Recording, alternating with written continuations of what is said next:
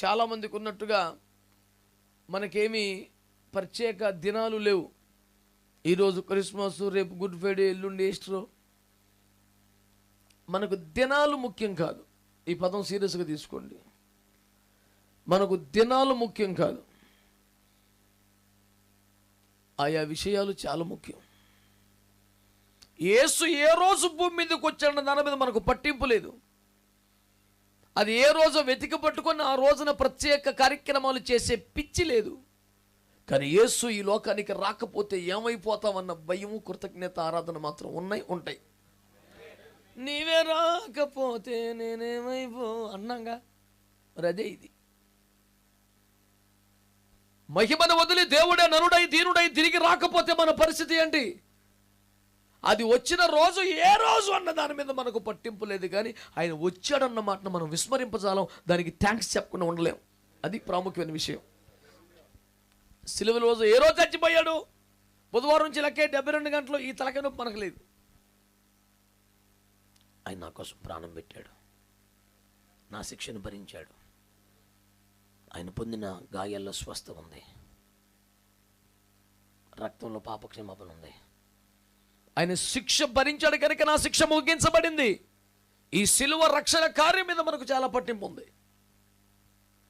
అలాగే యేసు తిరిగి లేచిన టైం ఎంత, గడియలేమిటి, ఆ క్యాలెండర్ ప్రకారం టైం ఎంత, దాని ప్రకారం ఇప్పుడు క్యాలిక్యులేషన్ ఎంత, ఈ తిప్పలేదు మనకి.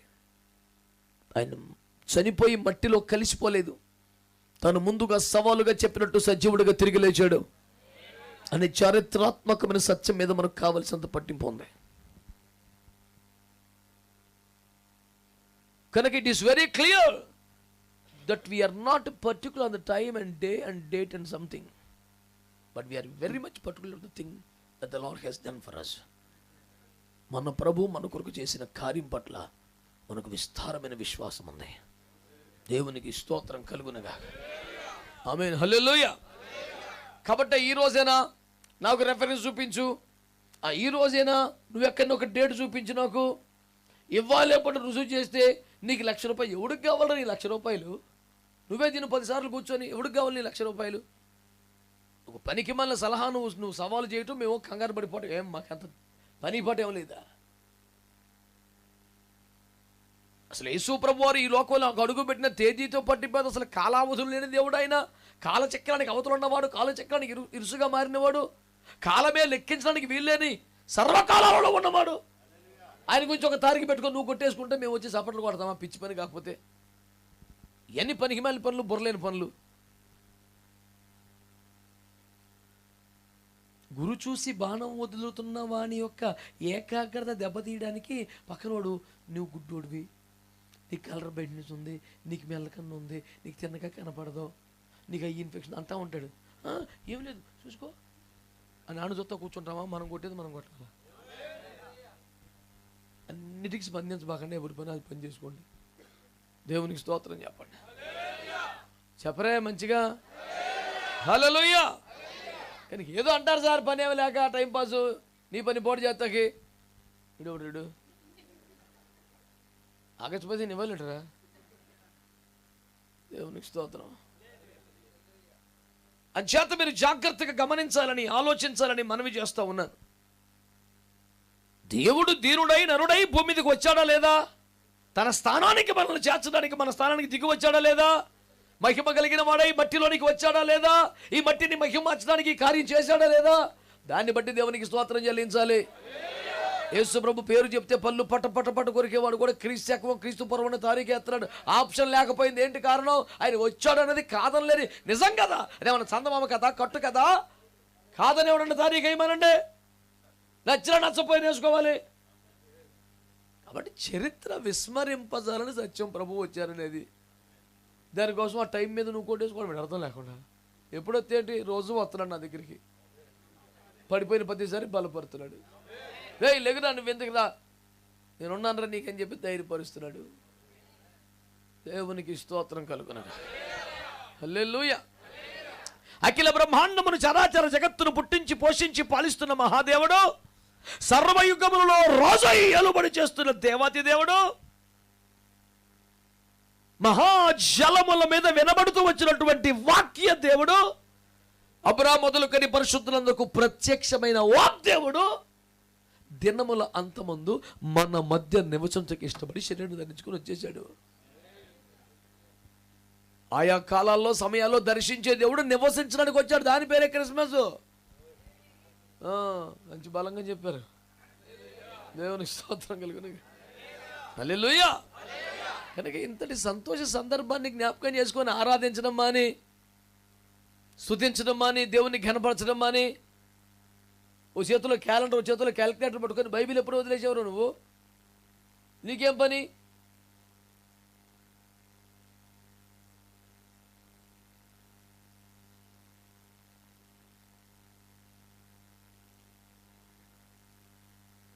అపోస్తలులు క్రీస్తు జననం గురించి ఎప్పుడైనా మాట్లాడారా?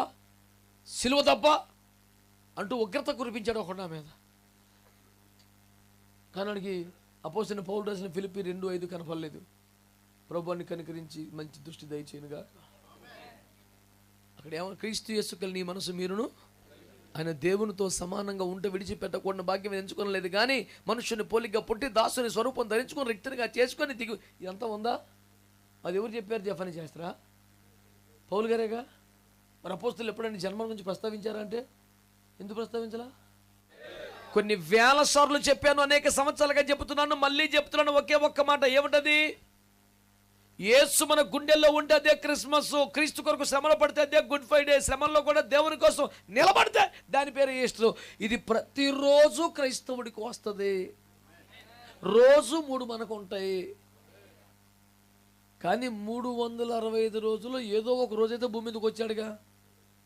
డిసెంబర్ 25 కాదు. పోనీ ఏంటి నువ్వు చెప్పు? వెళ్ళడికి తప్పే. 25 కాదు, మరేది చెప్పు? ఒక తారీఖును ప్రపంచవ్యాప్తంగా ఉన్నటువంటి 190 పైగా దేశాల ప్రజలతో ఒప్పించడం, శాస్త్రీయంగా నిరూపించడం అంత ఈజీయా? నువ్వు చేయ పని. సందర్భం ఏదైనా, పండుగ ఏదైనా, కారణం ఏదైనా, వ్యవహారం ఏదైనా అంతకంతకు ఆత్మలో అభివృద్ధి పొందే ప్రయత్నం చేయటం మాని, రాకడకు సిద్ధపడటం మాని, శరీర సంబంధంగా, ఆచార సంబంధంగా ఎవడైనా, ఎప్పుడైనా, ఎక్కడైనా ఏం చేసినా తప్పే. మీకు ఇవ్వాల్సిన బాధ్యత గల దేవుని సేవకునిగా ప్రభు పాదాలు పట్టుకున్నప్పుడు ప్రభు నాకు ఇచ్చిన ఒక మాట మీ దగ్గరికి తెస్తున్నాను, దయతో స్వీకరించండి. ప్రభు మనందరినీ దర్శించునుగాక. ఆమేన్. హల్లెలూయా. అంశమేమనగా దేవుని బిడ్డలారా, ఆయన ఎలా పుట్టాడు, ఎలా పెరిగాడు అన్న కాన్సెప్ట్ని వివరిస్తూ ప్రవచనాత్మకంగా భక్తుడు అంటాడు, ఎండిన భూమిలో మొలిచిన లేత మొక్క వలె అతడు మన ఎదుట పెరిగెను. ఆమేన్. ఆమేన్. యేసు ప్రభు వారి చరిత్రను ఏదో విధంగా మసకబోయాలని ప్రయత్నం చేసి మిట్ట మధ్యాహ్నం 12 గంటలకు సూర్యుడి మీద కాండ్రించి ఉమ్మేశాడంటే ఒకడు. ఏమవుద్ది? దేవుని స్తోత్రం.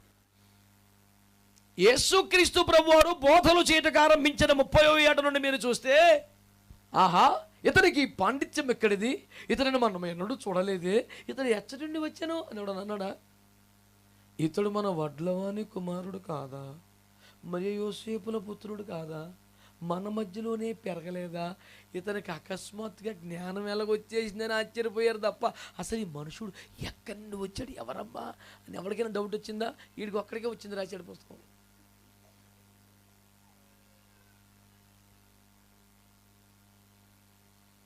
ఆనాటి యూదులు యేసు మీద పళ్ళు పటపటపటకురు ఎంత కోపం కలిగి ఉన్నారు. చివరికి సిలువ మరణం విధించి అంత కక్షతో ఉన్నారు. కానీ వాళ్ళు ఎవరికి ఇతడు ఎక్కడి వాడు, ఎవరిని నడుచిందా, వాళ్ళ కళ్ళ ముందు పెరిగి వాళ్ళ కళ్ళ ముందు తిరిగి ఆ వడ్లవాని కుమారుడిగా, వడ్రంగి పనుల్లో యోసేపుకు పలు దఫాలు సహాయపడిన కుమారుడిగా అందరికీ తెలుసు కనుక, అత్యంత సాధారణమైన ఎప్పుడు స్కూల్కి వెళ్ళి పుస్తకం పట్టిన పిల్లోడిగా అందరికీ తెలుసు కనుక, అతను మాట్లాడుతుంటే ఈ జ్ఞానమోక్కులు ఎక్కడికి ఇతనికి వచ్చేసిన ఆశ్చర్యపోయి కంగారు పడిపోయారు తప్ప ఇతడు ఎవరు అనే టెన్షన్ రాలేదే.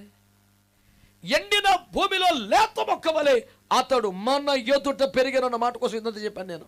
అదృశ్యం అయిపోయినాడు కాదు, మాయమైపోయినాడు కాదు, ఐపీ పెట్టేసినాడు కాదు, ఎక్కడికి వెళ్ళినాడు కాదు, విద్యలు నేర్చుకున్నవాడు కాదు, మళ్ళీ వచ్చి ప్రత్యక్షమై కొన్ని చూపించినాడు కాదు. ఆనాటి ప్రవక్తలో ఒక యెషయా మాట్లాడుతున్నాడు, అతడు మన ఎదుట పెరుగుతున్నాడు.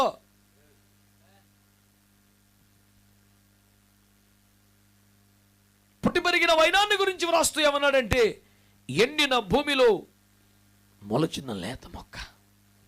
ఆమె అనండి, ఎండిన భూమి అనండి.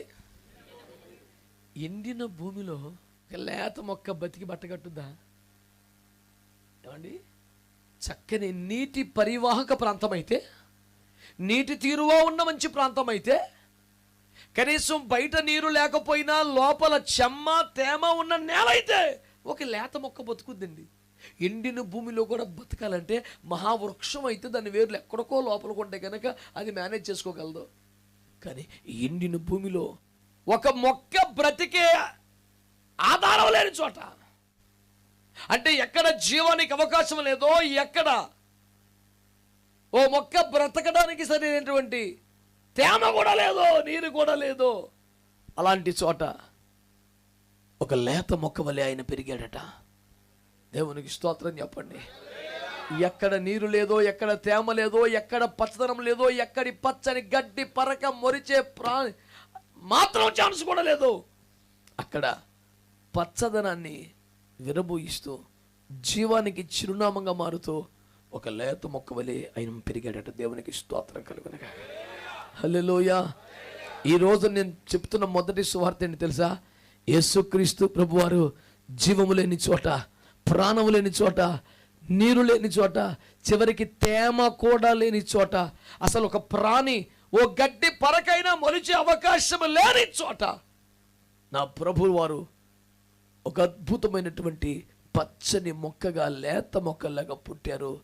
అంటే అర్థం ఏంటంటే, ఎక్కడ ఆశలు ఎండిపోయాయో, ఎక్కడ ఆధారాలన్నీ నశించిపోయాయో, ఇక జీవించుటకు ఏమాత్రం అవకాశం లేని స్థితి ఎక్కడ ఏర్పడిందో, అక్కడ ఒక పచ్చని చిగురు తొడుగుతూ జీవితం మీద ఆశలు పుట్టించి ఒక దేవుడిగా యేసుక్రీస్తు ప్రభువారు జీవితంలోకి వస్తున్నారని ఈ వాక్యం మీకు జ్ఞాపకం చేస్తుంది.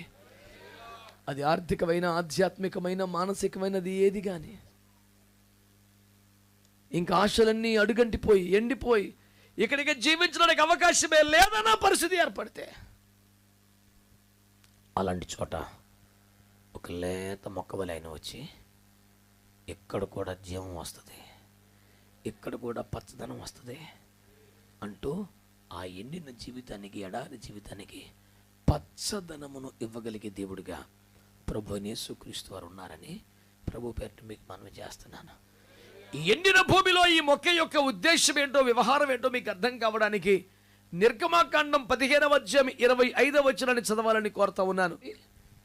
ఐగుప్తు దేశమును వదిలి వాగ్దాన దేశానికి ప్రజలు బయలుదేరిన సన్నివేశం కదా.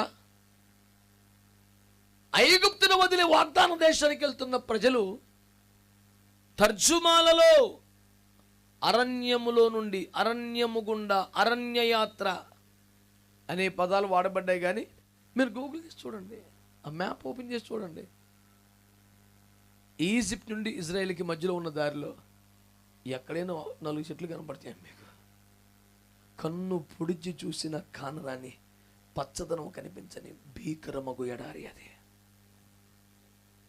మీకు అర్థమైందా? మరి ఐగుప్తును వదిలిపెట్టి వాగ్దాన దేశానికి వెళ్ళిపోతున్నప్పుడు అంతా ఒక ఎండిన నేల, ఇసుక పర్రది ఏమి లేదు, పచ్చగడ్డి కూడా కానరాని ఆ చోట ఒక చెట్టు ఉందంట. ఓరు బాబోయ్, ఇక్కడ ఒక ఆకు చిగురు దొడికే అవకాశం కూడా లేదే, ఇలాంటి చోట ఒక ఒంటరిగా చెట్టు ఉంది ఏంటబ్బా అనుకునే లోపు ఆ ఎడారి ప్రాంతంలో ప్రవేశిస్తున్న చోట ఉన్నటువంటి ఒకే ఒక నీటి వనరు భయంకరమైన చేదు, భయంకరమైన చేదు, భరించలేని పరిస్థితి. ఇప్పుడు ఎలా నీళ్లు త్రాగాలి అన్ని ప్రశ్నకు ప్రభు చెప్పాడు. ఆ చెట్టును వేళ్లతో పెలిగించి ఆ నెలలో వేసేయమన్నాడు. ఉన్న ఒకే ఒక్క పచ్చని చెట్టును చంపేసుకుంటే ఎలాగా అన్నట్లుగా చూశారు. ప్రభు చెప్పిన పని చేశారు. ఇప్పుడు ఇంకేమిటి జరుగుతుందని చూస్తాను, ఇంకేమి జరగక్కర్లా, నీళ్ళు తాగండి అన్నాడు. ఆ ఎండిన భూమిలో లేచిన మొక్క, ఎడారిలో మొలిచిన మొక్క వేళ్లతో పెళ్లగించబడి మారా నీళ్ళలో పడిపోతే ఆ మారా అనబడుతున్న చేదంతా ఆ చెట్టు పీల్చేసుకుందని, వారు నీళ్లు త్రాగుతున్నప్పుడు జీవితములో అంతటి మధుర జలములు తాగలేదని భావనకు గురయ్యారని వాక్యం మనకు తెలియజేస్తుంది. ఎండిన భూమిలో లేచిన మొక్క, మొలచిన లేత మొక్క అని మాట ఎందుకన్నారంటే, ఎడారి జీవితాలు, నీరు ఉండదు, నీడ ఉండదు. అది ఎడారి అంటే. త్రాగడానికి చుక్క నీరు దొరకదు, కనీసం ఆ నీడకు సేద్దామంటే చెట్టు నీడు కూడా ఉండదు. అని పేరే కదా ఎడారి అంటే. ఇటు పోయినాక ఎంతసేపటికి ఇసుక తప్ప ఏముండదు. ఆ ఇసుక రాత్రి సమయం పెరుగుతున్న కొద్దీ చలి పెరుగుద్ది, పగలు పెరుగుతున్న కొద్దీ వేడి పెరుగుద్ది. రెండూ ప్రమాదకరమే. అటు రాత్రులు బతకలేము, అటు పగలు బతకలేము. అటు నీడ ఉండదు, నీరు దొరకదు. దాని పేరు ఎడారి. అలాంటి ఎడారి జీవితాల్లో యేసుక్రీస్తు ప్రభువారు ఆశలు చిగురింపజేసే ఒక లేత మొక్కలాగా వచ్చినారంట. వారి జీవితపు చేతును మృంగి మాధుర్యాన్ని ఇవ్వడానికి ఆయన వేళ్లతో పెళ్ళగించబడ్డ చెట్టు వలె ప్రాణమిచ్చినవాడు. యేసు ప్రభువారు ఎండిపోయిన జీవితాల్లో నూతన చిగుర్లు పుట్టించే, చల్లని నీరు నిప్పించే ఒక అద్భుతమైనటువంటి లేత మొక్కగా ఈ భూమి మీద ఉదయించారు. ఈ వాక్యాలు వింటున్న వారిలో ఎవరి జీవితంలో ఏ దశలో ఎండిపోయిన స్థితి ఉన్నా, కుటుంబ సంబంధాలు కానీ, మనుషుల మధ్యలో ప్రేమలు కానీ, ఆప్యాయత అనురాగాలు కానీ, ఆర్థిక వనరులు కానీ, ఆధ్యాత్మిక లేమి కానీ, ఎండిన స్థితి ఏ రంగంలో నీకున్నా, ఏ ఏరియాలో నీకున్నా, యేసు క్రీస్తు ప్రభుని ఆహ్వానించగలిగితే ఆ ఎండిన నేలలో ఒక లేత మొక్క వలె ప్రభు నీ జీవితంలో ఉదయించి నీ జీవితాన్ని పచ్చగా మార్చగలవాడుని ప్రభు పేరట మీకు నేను ప్రకటిస్తున్నాను. దేవునికి స్తోత్రం కలుగునుగాక. ఆమేన్, హల్లెలూయా. ఎండిన భూమిలో మొలిచిన లేత మొక్క ప్రభువైన యేసుక్రీస్తు వారు. ఆ ఎండిన భూమి నీ హృదయమే కావచ్చు, నీ మనసే కావచ్చు, నీ కుటుంబమే కావచ్చు, నీ యొక్క బంధువర్గాల్లో నీ ఆర్థిక రంగమే, వ్యాపారమే కావచ్చు, ఎందులో నువ్వు ఎండిపోయినా యేసు నీలో ఉదయించగలిగితే తాను ఒక లేత మొక్కై పచ్చదనాన్ని అక్కడ విరబూసి నీ జీవితాన్ని సస్యశ్యామలం చేయగల సర్వశక్తి గలవాడు.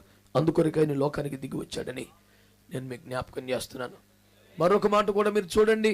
ఎండిన భూమిలో మొలిచిన లేత మొక్క అని ప్రభు వారి గురించి మనం చదువు. మరొక మాట కూడా వాడబడింది. యెషయా గ్రంథం 11 ప్రారంభం.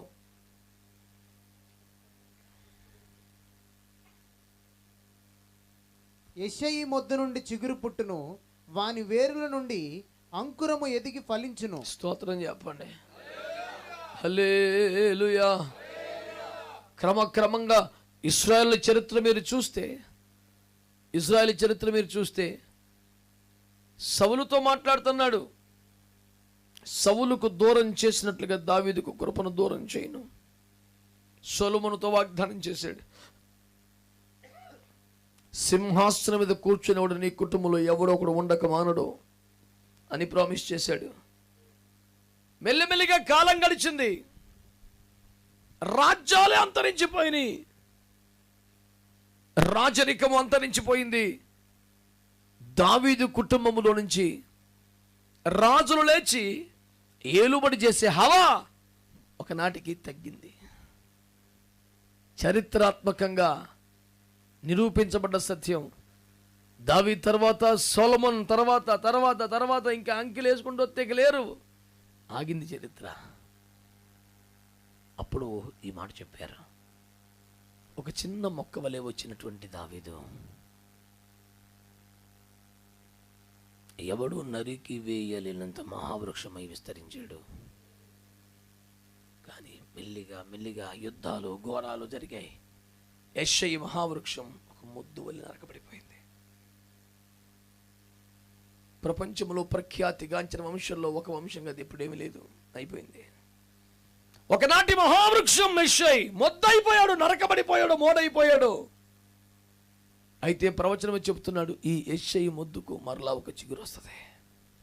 దేవునికి స్తోత్రం చెప్పండి. ఒకనాటి వైభవం, ఒకనాటి ఘనత, ఒకనాటి ప్రఖ్యాతి పోయాయి. అది ఆ దినములో ఉండేది, ఆ రోజుల్లో ఉండేది, ఆ కాలంలో ఉండేది. ఇప్పుడేమీ లేదు. అదంతా పూర్వం, అదంతా గతం, ఇప్పుడు లేదు. అది అలనాటి వైభవమే, గతకాల వైభవమే, పూర్వ వైభవం, ఇప్పుడు ఏమీ లేదు అనే పరిస్థితి చాలా కుటుంబాలకు ఉంది. విచారకరంగా కొన్ని సంఘాలకు ఉంది. ఒకప్పుడండి ఆ సంఘం, ఒకప్పుడండి అక్కడ మినిస్ట్రీ, ఒకప్పుడండి ఇలా చాలా ఉంది. కానీ ఇప్పుడు అది నరికి వేయబడింది, అది మొద్దుగా మోడుగా మిగిలిపోయింది. అయితే ప్రభు మాట్లాడుతున్నాడు, యెషయి మొద్దు నుండి చిగురు వస్తుంది, అంకురం ఎదిగి ఫలిస్తుంది.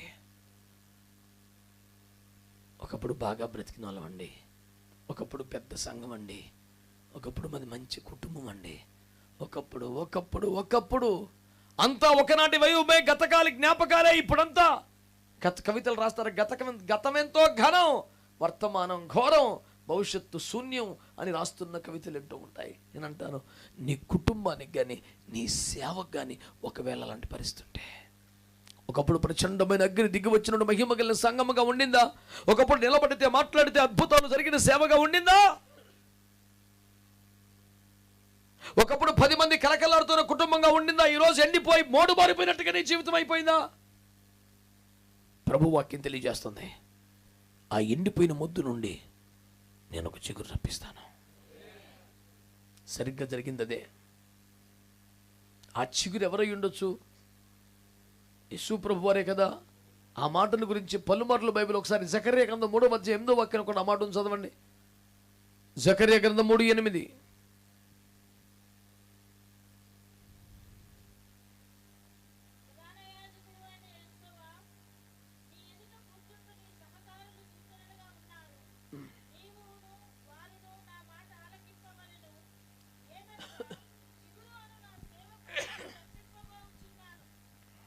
ఎవరట?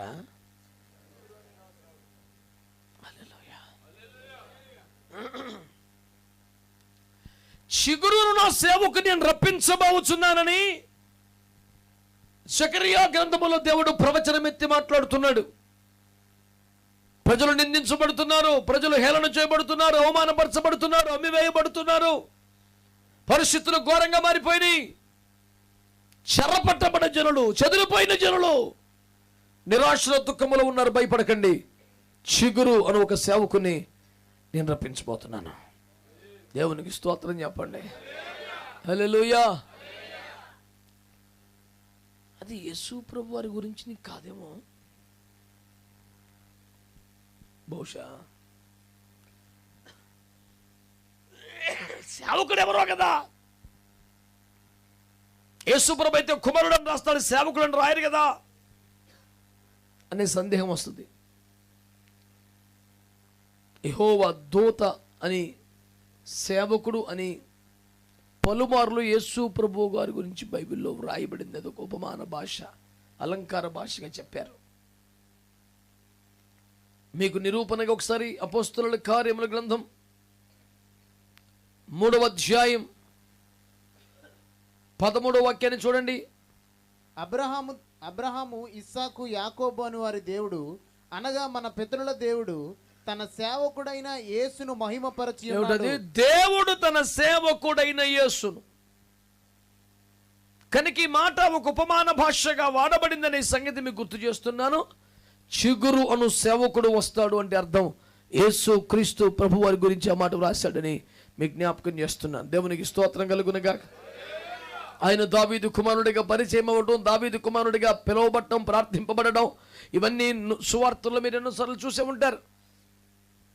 కాబట్టి మోడైపోయినటువంటి ఆ వంశాన్ని, మోడైపోయిన జీవితాన్ని మరలా చిగురింపజేయడానికి, ప్రఖ్యాతి కలిగించడానికి ఆ కుటుంబంలో, ఆ వంశంలో నుండి తను రావడం ద్వారా ఆ గొప్ప కార్యాన్ని చేసినట్టుగా దేవుని వాక్యం తెలియజేస్తుంది. బొత్తిగా నీరు లేని, నీటి తేమ కూడా లేని ఎండిన ఎడారిలో లాంటి జీవితాల్లో కూడా ఒక లేత మొక్క వల్లే మలిచి ఆ జీవితాల్ని సస్యశ్యామలం చేయడానికి యేసు సిద్ధంగా ఉన్నాడు. ఆయన వచ్చింది అందుకు యాక్చువల్గా. అలాగే ఒకప్పుడు ఎంతో ఘన చరిత్ర కలిగి రకరకాల కారణాంతాల వలన ఆ ప్రభ తగ్గిపోయి, నరికివేయబడి, కొట్టివేయబడి, ముద్దుగా మారిపోయినటువంటి జీవితాల్లో కూడా ఆయన ఒక చిగురుగా మరలా వికసించి మళ్ళీ మహావృక్షమయ్యే దిశగా కార్యాలు చేస్తున్నాడు అని మీకు జ్ఞాపకం చేస్తున్నాను. యేసు క్రీస్తు జననానికి సంబంధించిన ఎన్నో మాటలు, ఎన్నో సంగతులు మీరు విని ఉంటారు. కానీ ఇది నేను మీకు జ్ఞాపకం చేస్తున్నది ఒకటే, ఎండిన భూమిలో లేత మొక్క వలె ఆమేన్.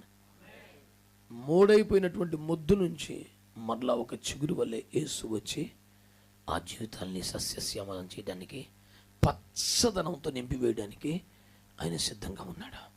ఆనాడు బెత్లెహేములో ఉదయించిన క్రీస్తు పసిల పాకలో పవలించిన యేసు, మరియ ఒడిలో పవలించిన యేసు ఈరోజు నా హృదయంలో, నా జీవితంలో రావాలంటూ ప్రార్థనలు చేస్తావు కదా.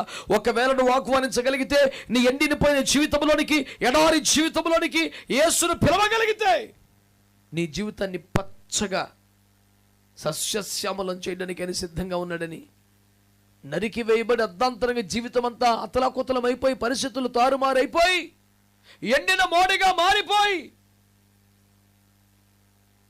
ఒక మొద్దు వలె మిగిలిపోతే కూడా మరలా చిగురులు పుట్టించి నీ జీవితానికి నూతన ఆశల చిగురు తొడగగలిగినటువంటి దేవుడు ప్రభువైన యేసుక్రీస్తు వారని, ఈ విషయాన్ని చెప్పడానికే ఆయన భూమి మీద నరుడిగా ఉదయించాల్సి వచ్చిందని ప్రభు పేరిట మీకు జ్ఞాపకం చేస్తున్నాను. ఆయన వచ్చాడు, వెళ్ళిపోయాడని సువార్త కాదు. ఆయన ఈ రోజుకి నీ జీవితంలో ఉదయించగలడా? ఎండిన నీ జీవితంలో ఒక లేత మొక్కలాగా ప్రభు అడుగు పెట్టగలడా? ఆ ఎండిపోయిన చోట ఒక చిగురు తొడగలడా? మళ్ళీ నెమ్మదిని, సంతోషాన్ని ప్రభు నీకు అనుగ్రహించగలడు. దేవునికి స్తోత్రం చెప్పండి. ఎన్నో కారణాలు యేసు క్రీస్తు ఈ లోకంలోకి రావడానికి ఉన్నా, ఆ లేత మొక్క, ఆ చిగురు గురించి 2-3 మాటలు మీకు మనవి చేస్తాను. మీ అందరూ ఎరిగిన విషయాలే. ఏమండి, ఈరోజు ప్రపంచమంతా ఎందుకు పండుగ చేసుకుంటోంది అని అడిగితే ఒక మాట మీకు జ్ఞాపకం చేస్తాను. శ్రద్ధగా నా మాటలు ఆలకిస్తున్నారా? ఇది ప్రజలందరికీ కలుగుబో మహా సంతోషకరమైన సువర్తమానం. అందరికీ ఎందుకు సంతోషం అంటారా? ఒకటి, వచ్చినవాడు రక్షించడానికి వచ్చాడు కాబట్టి. ఆయన శిక్షించడానికి వచ్చినవాడు కాదు, శిక్షను తన మీద తీసుకొని రక్షించడానికి వచ్చాడు. ఒక ఆయన ఇంటింటికి తిరిగి, మీరేమన్నా బ్యాంకుకి బకాయి పడ్డారా, చెల్లించలేని రుణం ఏదైనా ఉందా అని అడుగుతున్నాడట. అయ్య బాబోయ్, ఈ విషయం ఇతనికి తెలిసిపోయింది. నేరుగా మంటికి అడుగుతున్నాడు. ఎందుకన్నా మంచిదా? ఏమి లేవు, మగలాంటి ఏమి లేవు అంటున్నారట. ఎవడో నాలంటమ్మా ఇక్కడ బాబు, నేను కట్టలేకపోయాను బాబు, ఎక్కడేను అని దండం పెట్టేశాడంట. అవునా? ఎందుకంటే నా పరిస్థితి బాగాలేదంటే, నీ అకౌంట్ నెంబర్ ఎంత బాకీ ఉందని అడిగి ఆ బాకీ మొత్తం కట్టేశాడంట. తీరే వెళ్ళిపోయిందో తింటున్నా, ఆ ముక్క తెలితే నేను కూడా చెప్పేది. ఆ బాధ లేకుండా ఆ రుణమాఫీ చేసే పెద్ద ఆయన ఇంకా ఉన్నాడు. ఆయన పేరే యేసు ప్రభువు వారు. నీ కష్టం ఏంటో, బాధ ఏంటో ఒప్పేసుకుంటే, చెప్పేసుకుంటే యేసు రక్తం ఏం చేయి. హల్లెలూయా. ఎప్పటికీ తీర్చలేని పాప రుణమును ప్రభు తొలగించి నీ జీవితానికి శాశ్వతమైన విమోచన కలిగించగలిగిన వాడని ప్రభు పేరు నేను మనవి చేస్తూ ఉన్నాను. ఎండిపోయిన నీ జీవితంలో లేత మొక్క వలె వస్తాడు. మూడైపోయిన జీవితంలో చిగురు వలె వచ్చి నీ జీవితాన్ని మనల్ని సస్యశ్యామలం చేస్తాడు. కావాలంటే ఆహ్వానించి చూడు. నీ హృదయంలోకి రమ్మని పిలు. ఆయన కొరకు చేతులు చాపు. నిశ్చయంగా ప్రభు ఈ కార్యాలు నీ పట్ల చేయగలిగిన వాడని నేను మీకు మనవి చేస్తామన్నాను. రక్షించడానికి వచ్చాడు. ఆమేన్ అనండి. ఆమేన్. రక్షించడానికి వచ్చాడు. ఆమేన్. మత్తయి సువార్త 1:21 చెప్పాను. 22 తోడుగా ఉండటానికి వచ్చాడు. 3 నీ జీవితాన్ని పరిపాలించడానికి రాజుగా వచ్చాడు. 2 స్తోత్రం చెప్పండి గట్టిగా. కొంచెం వెనక్కి వెళ్దామా? యెషయా 9:6 మనకు కుమారుడిగా వచ్చాడు. అవసరమా మనకి? టపటప కొన్ని మాటలు చెప్పనా? ఆశ్చర్యకరుడు, ఆలోచనకర్త, బలవంతుడిని దేవుడు, నిత్యుడకు తండ్రి, సమాధానకర్తకి అధిపతిగా వచ్చాడు. అది సీక్వెన్స్. నేను అంటున్నాను, నీ జీవితంలో నీకు ఒక చక్కని ఆలోచన చెప్పగలిగిన వాడు నీకు అవసరం లేదా? అలా ఆలోచన చెప్పేవాడు, ఆలోచన ఇచ్చేవాడు భూత, వర్తమాన, భవిష్యత్ కాలంలో ఏమి జరిగినాయో ఏమి జరగబోతున్నాయో ఎరిగిన వాడై ఉంటే ఇంకా ప్రయోజనకరం కాదా? ఆమేన్. నన్ను బోల్డ్ మంది సలహా అడుగుతుంటారు. ప్రార్థన చేసి వాక్యంలో ఒక నమ్మకం బట్టి ఏదో వాక్య ప్రకారమైన ఆలోచన చెబుతూ ఉంటాను. నాకు భూత, వర్తమాన కాల భవిష్యత్తులు తెలియదు. గతంలో వాడికి ఏం జరిగిందో, ఇప్పుడు ఏం జరుగుతుందో, ఏం జరగబోతుందో కానీ యేసు ప్రభు అయితే కనుక ఎన్ని ఎరిగినోడు. అలాంటోడు నీకు ఆలోచనకర్తగా అయితే తప్పటడుగు పడే ఛాన్స్ లేదు లైఫ్లో. మానవ జాతికి ఒక దైవికమైన ఆలోచన చెప్పేవాడు కావాలి. అందుకనే ప్రభువైన యేసుక్రీస్తు వారు ఆలోచనకర్తగా వచ్చాడు. స్తోత్రం చెప్పండి గట్టిగా. రెండో మాట ఆశ్చర్యకరుడు అనే మాట జ్ఞాపకం చేస్తాను. ఆశ్చర్యకరుడు ఎందుకు అవసరం? ఓ పద్ధతిగా పోతే, ఓ క్రమంలో పోతే, ఓ లెక్క ప్రకారం పోతే ఎప్పటికీ సెట్ అవ్వని జీవితాలు కొన్ని ఉన్నాయి. రోజుకి 8 గంటలు కాదు 16 గంటలు కష్టపడి కొలిక్కిరాదు లైఫేగా. ఆ జీవితానికి దేవుడు ఏదైనా ఒక ఆశ్చర్యకార్యం చేయాలంతే. కేవలం 3 మాసములు మందస్సము తన ఇంటిలో ఉండటం వల్లనే ఒబేదేదేము ఆశీర్వదింపబడిపోయినట్లుగా ఏదైనా ఒక అద్భుతం జరగాలంతే. దేవునికి స్తోత్రం. యెహోషాపాతు నాయకత్వంలో యుద్ధానికి వెళితే అక్కడి సైనికులు ఓడిపోయిన తర్వాత వారి మీద ఉన్న బంగారమును దోపు సొమ్ముగా యుద్ధము గెలిచిన వాని యొక్క హక్కుభుక్తంగా తెచ్చుకుంటే కొన్ని తరాలకు సరిపడా ఆర్థిక సంపద మేటలైసేసింది ఒక్కొక్కడికి. ఒక ఆశ్చర్య కార్యం. నేను అంటున్నాను, పొద్దున్న డ్యూటీకి వెళ్ళాలి, సాయంత్రం రావాలి, నెలకు 25,000 రావాలి, 3 పూటలు తిండికి లోటు ఉండదు. కానీ పెళ్ళి ఎట్టు చేస్తావు? ఇల్లు ఎప్పుడు కడతావు? ఈ మధ్యతరగతి జీవితపు జవాబు లేని ప్రశ్నలు. నేను చెప్పే సువార్త వినండి.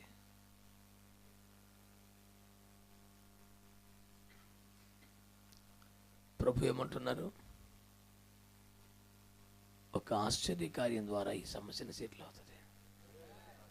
ఏదో ఒక అద్భుతం జరుగుతుంది. అందుకనే మానవ జీవితానికి ఆశ్చర్యకరుడు కావాలి. ఇకపోతే మనలాగే ఏదో లోపంలో పడి, మనలాగే ఏదో పాపం చేసి, మనలాగే ఏదో తిప్పలు పడి, మనలాగే చచ్చిపోయి, మన ఈ తిప్పలు పడి బలహీనుడు కాక ఒక బలవంతుడైన దేవుడు, పాపములో పడనివాడు, పాపంలో మునిగిపోనివాడు, కొట్టుకుపోనివాడు, పాపాన్ని జయించినవాడు, దాని మీద ఏలుబడి చేయగలిగేవాడు, ప్రకృతిని శాసించేవాడు, రోగములు గద్దించేవాడు, దయ్యాలను వెలగొట్టేవాడు, నీళ్లపై నడిచేవాడు, ఇంత బలమైన దేవుడు ఒకడు మనకు అవసరం. అలాగే ఇంత బలవంతుడు సంసోనుడు ఒకడు ఉండేవాడండి బాబు, చచ్చిపోయాడండి బాబు. అలాగే వచ్చి బలవంతులు కాకుండా నిత్యము ఒక తండ్రిగా ఉండిపోయేవాడు కావాలి. మనకి పరలోకానికి, మనకి పరమ తండ్రికి, మనకి సృష్టికర్తకు సమాధానమును చేకూర్చగల సమాధానకర్తకు అధిపతి కావాలి. అందుకని యేసు ప్రభువు వారు ఆశ్చర్యకరుడు, ఆలోచనకర్త, బలవంతుని దేవుడు, నిత్యునకు తండ్రి, సమాధానకర్తని అధిపతిగా మనకి ఎంత గ్యారెంటీగా అంటే ఒక సొంత కొడుకులాగా వచ్చేసాడంట. నువ్వు పూర్తిగా ఆశ పెట్టుకోవచ్చు, నీ బాధలని చెప్పుకోవచ్చు, నీ పనులు పురమాయించుకోవచ్చు. దేవునికి స్తోత్రం కలుగునగాక. ఆమేన్. కనుక ఆయన రక్షకుడిగా వచ్చాడు, ఇమ్మానుయేలుగా వచ్చాడు, రాజుగా వచ్చాడు. దేవునికి మహిమ కలుగునట్లు స్తోత్రాలు చెల్లించండి. లూకాసు వార్త 19:10 నశించిన దానిని వెతకి రక్షించడానికి వచ్చాడు. నశించినటువంటి మహిమ, నశించినటువంటి దేవునితో సంబంధం, సహవాసం తిరిగి సమకూర్చడానికి వచ్చాడు. దేవునికి స్తోత్రం కలుగునగాక. ఆమేన్. హల్లెలూయా, హల్లెలూయా. యోహాను 10:10 గొర్రెలకు జీవమున్నది, సమృద్ధిగా జీవమిచ్చుటకు యేసు లోకానికి వచ్చాడు. దేవునికి స్తోత్రం కలుగునగాక. యోహాను 18:38 సత్యమును గూర్చి సాక్ష్యం ఇచ్చుటకు ఈ లోకానికి యేసుక్రీస్తు ప్రభువు వచ్చాడు. స్తోత్రం చెప్పండి. 1 తిమోతి పత్రిక 1:15 ఏం చెప్పాడు? పాపులను రక్షించుటకు క్రీస్తు యేసు లోకమునకు వచ్చాను. స్తోత్రం చెప్పండి. 2వ అధ్యాయం తిమోతి 2వ వచనం ప్రకారం దేవునికి, 5వ వచనం ప్రకారం దేవునికి నరులకు మధ్యవర్తిగా ఉండడానికి వచ్చాడు. స్తోత్రం చెప్పండి. 1 యోహాను పత్రిక 3:8-10 వచనం ప్రకారం దపవాది క్రియలు లయపరచుటకే యేసు ప్రభు లోకానికి వచ్చాడు. ఇవన్నీ చెప్పిన సీక్వెన్స్ మీకు అర్థమైందా? కేవలం ఎండిన జీవితములో లేత మొక్క వలె మాత్రమే గాక ముద్దును మరలా చిగిరింపజేసేవాడుగా మాత్రమే కాక నశించిన దాన్ని తిరిగి సమకూర్చువాడుగా. ఆమేన్. సమృద్ధి జీవాన్ని ఇచ్చేవాడుగా, నీ పాపులను రక్షించేవాడిగా, నీకు దేవునికి మధ్యవర్తిగా ఉండి దేవుని కోపం నీ మీద రాకుండా ఆయన కనికరుని మీద పడేలాగా నీ విషయంలో ప్రయాసపడుతూ నీ జీవితాన్ని నాశనం చేస్తున్న అపవాది కార్యములను లయపరుస్తూ నిన్ను ఆశీర్వదించడానికి యేసుక్రీస్తు ఈ లోకానికి వచ్చాడు. దాన్ని బట్టి కృతజ్ఞతలు చెల్లించడం ఆయన జీవితంలో ఒక చిగురుగా, ఒక లేత మొక్కల గుండెల్లో కలిగి జీవితాన్ని సస్యశ్యామలం చేసుకోవటం నీ వంతు. దేవుడు నిన్ను, నీ కుటుంబాన్ని ఈ రీతిగా ఆశీర్వదించును గాక. ప్రార్థన చేసుకుందాం ప్రియులారా.